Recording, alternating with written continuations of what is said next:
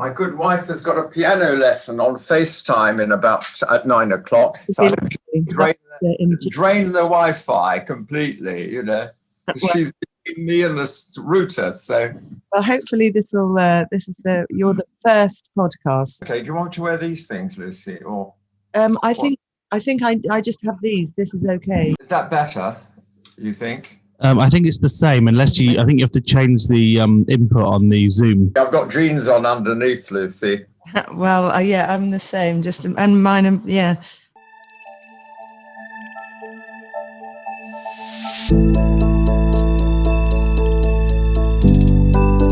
So, hello. My name is Lucy Johnston. I'm health editor of the Sunday Express. And today I'm very excited to introduce a very well-known cancer specialist. He has been an advisor to the World Health Organization, and I think been working in cancer care for over 20 years, possibly more. Thank you, Professor Karol Sikora, for joining us today.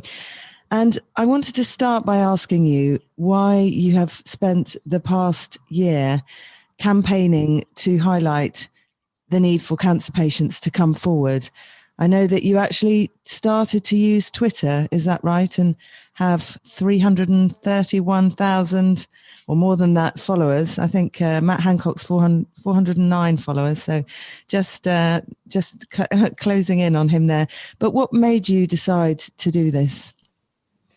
So basically, I've been an oncologist now, a consultant for 40 years, and actually in oncology for nearly 50 years. I've never seen a crisis like this before. So basically, the diagnosis of cancer involves doing a series of tests that can't be done in general practice, that have to be done in a hospital.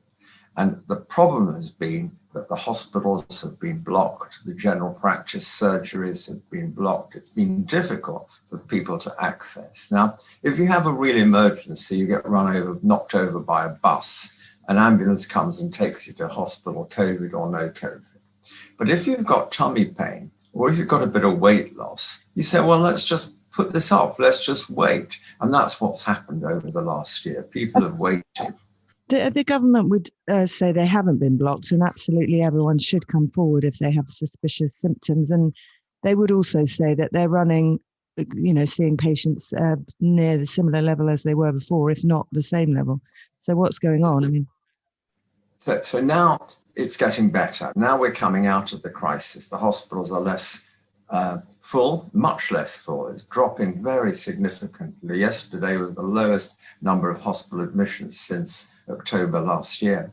And not only that, people are becoming less frightened. They're phoning up the GP's receptionist to either book an appointment in person or book a phone call. And that means that the patient gets into the diagnostic pathway. The block with cancer care has not been the actual treatment, the radiotherapy, the chemotherapy, or even the surgery. It's mainly the diagnostic phase. And that's where people are getting the delays coming in. And what is the scale of the problem, do you think? Do we have figures on that? The real answer, Lucy, is we don't have the figures. And we won't have the figures till it's all over, because it'll be looking back at the data, how many missing cancer patients are there at any one time. We estimate somewhere between 30,000 and 60,000. That's the sort of estimate. The upper level, 60,000, includes all sorts of things, people with lung cancer, pancreatic cancer, other bowel cancers, prostate cancer, and so on. And delay in cancer is all bad news, because what happens with delay is that cells spread, they spread outside the first organ in which the cancer arose, into the lymph nodes, and then round the body. And the outcome, despite optimal care, gets worse as you go along. So catching cancer earlier is good. We know that we haven't caught everybody so early during the pandemic. So it's a matter of getting moving now to try and clear the backlog and get everybody diagnosed. So are oncologists like you seeing people with later stage disease that you would normally have seen? Are you seeing people coming in with metastasized cancers? We are seeing people with later stage disease, and The interesting thing is, if you look at the survival figures, you could look at them on Cancer Research is excellent. The Cancer Research UK have an excellent website with it all there. And if you take stage 1 cancer, which is localized to a defined organ, doesn't matter which, lung, colon, breast, prostate, the chances of long-term survival, the chances of cure, are about 90% for all cancers.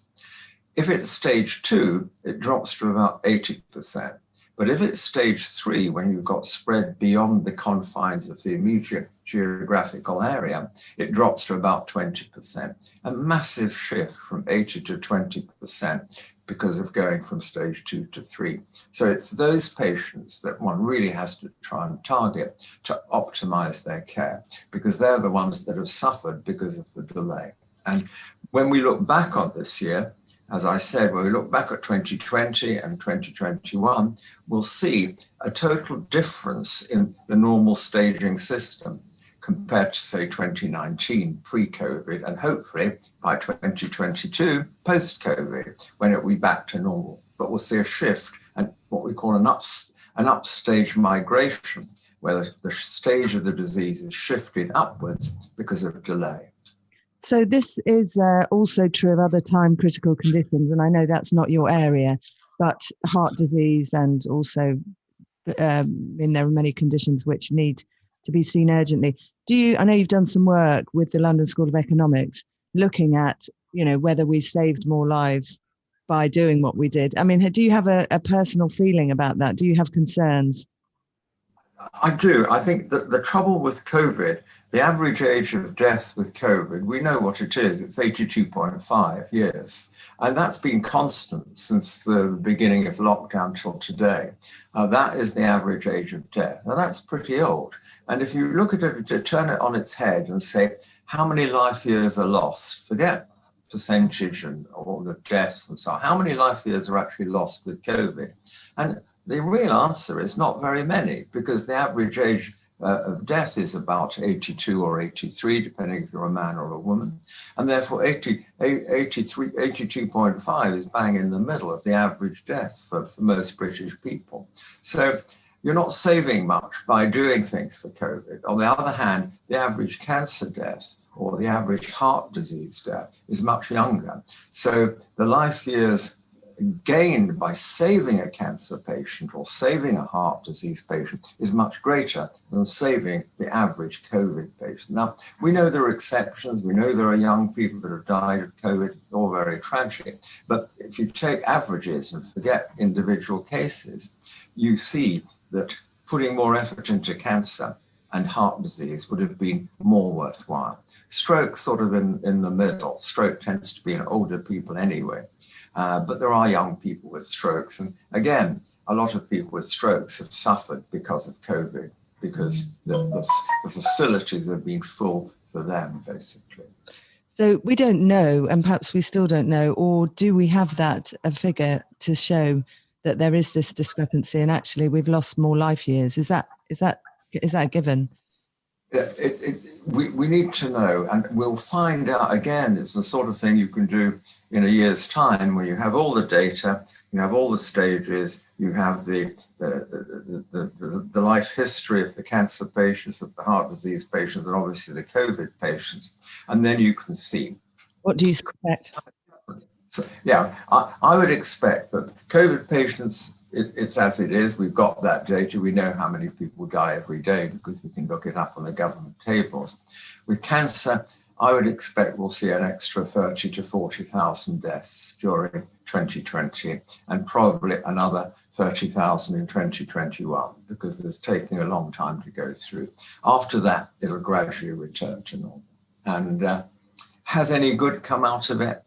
The only good that's come out of it is we've shifted to virtual consultation. And we've talked about virtual consultation for the last 2 decades. I've been at meetings, committee meetings. I tell you, going to committee meetings at the NHS is an art form to not go to sleep. And anyway, so I managed to not go to sleep, but we never got moving. We didn't have the impetus to do it. And then suddenly this little virus comes on and you have to do it. That's the only way to do it. And so it has driven us into a totally different way of thinking. And we can extend it. We can have gizmos in people's homes to monitor certain things, so they don't need to come to hospital. We can make them very much part of their care, which is what people always want. They like being part of their care. It's been difficult, but now I think we can make them part of their care and allow them to take part in decisions and allow them meaningfully to take part in decisions about their own treatment. Do you feel that the rise of telemedicine actually has a detrimental effect as well, or do you think that we're doing it kind of right? I think we're doing it because we had to do it very quickly. You wouldn't choose to do it that way, but sometimes a good sharp shock and there you go, you've launched into it. It's like learning to swim, and then you just go in the deep end and you've got to swim, and kids swim. And it's exactly like that with this, telemedicine has been something we've talked about. The next thing is artificial intelligence and telemedicine, because if you're using telemedicine, everything can be recorded, it can be computerized, digitized, and then eventually you can store all the data, including how people feel and how they converse and the empathy that's generated. And if you can do that, maybe it's not so far-fetched that when I'm sitting in my care home in 20 years' time, I'll be sitting there and there'll be a robot who knows how I behave and will interact with me in a nice way, better than a grumpy old wife. Who knows? I don't believe it. So I wanted to also talk to you about what drives you. I mean, you're very passionate. You've worked so hard to try and highlight this throughout the pandemic and before. How did you get into cancer medicine? Okay, so it's a sort of sad story. My father died when I was going to Cambridge at the age of 16, and he had lung cancer. And that sort of made me very interested in cancer. And then the thing about cancer, it's a fascinating disease because it always looked, when I was a young medical student, that you could just crack it. It seems so crackable. I mean, we've dealt with infection. Ironically, not virus infection, but we've dealt with bacterial infection. Antibiotics are there everywhere. But cancer looked as though we were getting somewhere. And I think the disappointment has been that we haven't really got that far with people that have got widespread cancer, especially solid cancers. And by that, I mean lung, breast, colon, and so on. But treatment has got much, much better. And the cure rate is much higher. When I became a consultant 40 years ago, about a third of all patients were cured. Now it's a half of all patients. So it doesn't sound a huge breakthrough, but and you don't know where it's coming from. You just see it coming as you go. And I guess the other reason for going into cancer, you have to choose something. And I've noticed that the guys and girls that are chosen at an early stage a defined career within medicine actually achieved what they wanted to achieve. Those that jumped around tended to jump around for the rest of their careers. So it seemed better to settle on something. And it is a fascinating disease. You may not like it, but it is an absolutely fascinating disease. Will it always evade our ability to catch up with it in terms of treatments, do you think? I was on the board of Cancer Research UK about a decade ago, and they wanted to come up with a strap line. And the strap line, the draft strap line, which was liked, but we never used, was towards a world free from cancer. It's not possible. The world will always have cancer. You can reduce it, you can prevent it, you can screen for it, you can try and educate to catch it early, but you can never prevent it. It's a sort of design fault of growing old. If you think of Stone Age man and women, they died when they were in their 30s. That was the end of life. They procreated, they had children, they protected them so they could then go hunting and shooting or whatever they did in those days, bows and arrows. And then evolution cast them aside. And as part of that cast aside process, it left cancer as a side effect of differentiation of cells. And so this aberrant rogue cells that arise that are cancer, a fault of early evolution, basically, of man and women. Fascinating. So your father, who he's a captain in the Polish army, was that right? And You've got a very good memory, yes. And I'm an only child, and I had a fierce mother who was a Scottish school teacher, and she was fierce. And She was an infant school teacher that used to shout at me at my tables. I had to do my 12 times table. I could never do my 12 times table. And it was a sort of, there was no doubt I was driven by her to keep working. How many sweets do you get on a Friday? In those days, state schools, you got sweets if you did well at school, and you got them on a Friday afternoon, and my mother would count them. And if I hadn't got more than 4 sweets, I was in deep trouble for the weekend. So, yeah, and then a double first. I think you got a scholarship, didn't you? So what now? I mean, you believe there is a crisis in cancer. Anyone can really deny that. I don't know whether the government estimates are different. I don't know whose estimates put it about 30,000 cases we've missed. We won't know, as you say, but what hasn't been done and what could be done now? I think what we've got to do, I've been thinking about this for some time now. One of the problems in the UK is that cancer is not treated as an emergency. And it isn't. If you wake up at 3 a.m. with cancer symptoms, there's no point going to the emergency room, for example. But the way we treat it here, the symptoms of cancer, is just too slow. So first of all, phone up your GP because you've got a cough and maybe coughing up some blood. What sort of response do you get? Oh, we can't get you an appointment till next month. We can fit you in just after Easter. That sort of attitude. How much does that impact on cancer? I mean, has been a lot of debate about a wait of 2 weeks and 3 weeks shouldn't make a difference. What's your view of that? I think a month doesn't make a difference, but longer than that does make a difference. Right. And I think that's if you don't consider it as urgent, that means that the receptionist and whoever the gatekeeper is to the system pushes you back.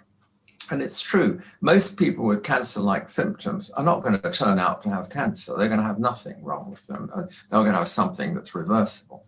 But 1 in 10 or whatever the figure is going to have, and therefore you have to put everyone through on a fast-track process. So although it's true, we've got the 2-week wait for those that the GP thinks has got cancer. The problem with that is only 25% of cancer patients are coming through that system, because it's impossible to know who's got cancer and who's not. So that figure, 25%, is that now, or is that across, pre-COVID, or is it worse? No, that was pre-COVID. That was everything was when we were running normal service, and hopefully when we get back to running normal service in June. But if you go forward, what can you do to speed things up? Well, for each type of symptom, there's a series of investigations you'd like to do. Why not have clinics that just do the investigations, no GP involved, no consultant involved, just get the investigation. It may be a CT, it may be a chest x-ray, it may be a urine test, it may involve looking into the rectum with a tube, all sorts of things. Get the test done, and then make sure the patient, they're positive, fast track the patient to the appropriate consultant. And so you don't bypass the GP, you just speed up the whole thing. Just as in the old days, if you had a heart attack, you'd call the GP. The GP would interrupt his surgery to drive round to see you, call an ambulance, you then go to an emergency room somewhere. Now, you go straight from your chest pain, paramedics come, and you go and have a stent put in to unblock the blockage that's causing the chest pain. So that's done within an hour for most people. So, and it's improved dramatically the survival from acute heart attacks. Can we not do the same with cancer? It doesn't have to be done within an hour, but can we do a diagnostic plan, CT scans and so on, within a week? That's the sort of thing we'd like to achieve. So do you think the government is not doing enough, or whatever, NHS England? Do you think that we're going to head for a bit of a catastrophe unless we change things again? I think we're going to have to smarten up our diagnostic front. The problem is if you have waiting lists, if the cancer patient joins the same waiting list for an MR scan as someone with a bad knee, for example, sports injury with a bad knee, I'm not saying it's not worthwhile. It's just that the difference is one's not going to lose their life by waiting 3 months. The other one might. If they're going to join the same queue as a sports injury, then it's not going to work. What we've got to do is take people with cancer-like symptoms and get them done within a week. And similarly, everybody. I mean, there's no reason. The cost of doing it next week is the same as doing it in 3 months. The concept of a waiting list is peculiarly British and NHS, that we accept a waiting list. There should be no need for a waiting list for anything. We should balance it up, because doing anything, whether it's complex heart surgery next week, is no different than doing it in 3 months. If it costs £20,000 to do, it's going to cost the same whenever you do it. So it's a matter of getting a much more timely approach to the whole of healthcare. And do you think then that we have to actually build new hubs? I mean, the government would say we don't have much money. You know, we've kind of spent it all. I mean, how do we get these places up and running, and how much would that cost? So we are bust, and there's no doubt we're going to go through a period of austerity. I mean, it is very sad that no one's counting the cost of all this, and some of it was money that was really completely wasted. The Nightingale's completely wasted. The test and trace program, billions of pounds, I mean, not that we didn't need it, but the way it was done, with all these fancy consultants joining at £1,000 a day and producing rubbish, which is what we got. It's really quite outrageous. And the trouble is, you'll never get the money back, and it's water under the bridge. There's no point acquiring that. How do we go forward? So I think what we have to look at is how we access the NHS service. You know, I used to be a great cynic of 111, NHS 111, but I think this pandemic has changed my mind totally. It's done really well. And I've sat in on sessions. I've chaired one of the centres in London, and it is an amazing concept. And again, it's back to this, because we've had to do it. We've had to use 111 as a sorting centre.